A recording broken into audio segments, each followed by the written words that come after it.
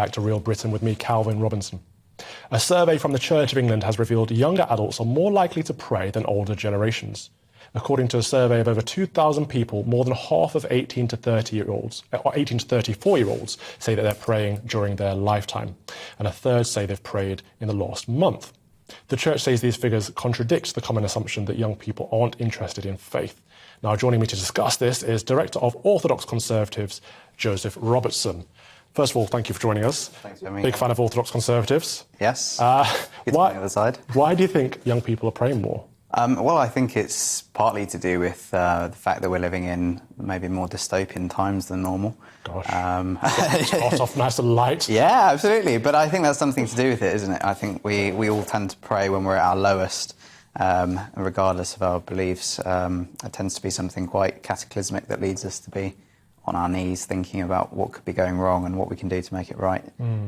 So perhaps it's just a build-up of headlines that are scaring people into thinking that maybe there's more to all of this. Yeah, I mean, just today we've got the new bird flu.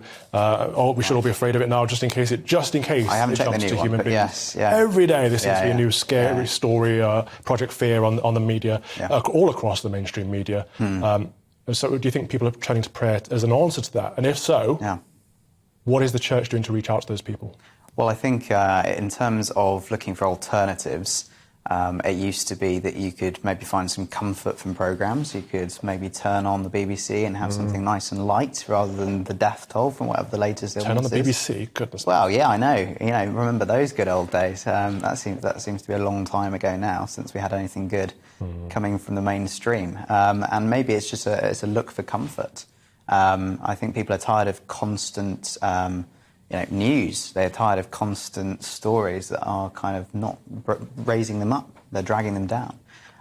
So where do you turn? You have to look inside, I guess, at that point in time. And it reminds me of that Chesterton quote, when men stop believing in God, they don't believe in nothing, they believe in anything. Absolutely. So, where do you turn? Who do you believe in? What's going to be your rock in the middle of all the drifting? You'll always get brownie points for quoting Chesterton on my show. Good. But what is the Church doing about these people that are praying, though? Are they responding to young people in the correct way? I think they're moving too much with the times. I mean, you yourself know plenty about that. No comment. No comment. But, I think that one of the headlines I saw today that fascinated me was a new video game where you can play Jesus. You can be Jesus in the early part of his ministry.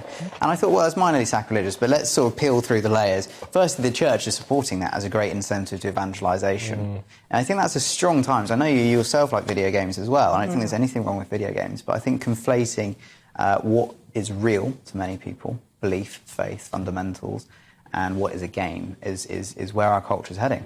It's kind of like we're drifting through life, gamifying everything, and that's where the Church is headed as well. I think Christian Church, Catholic Church in this country, both sets of bishops' conferences seem to be more intent on saving the environment and being politically correct rather than actually evangelising.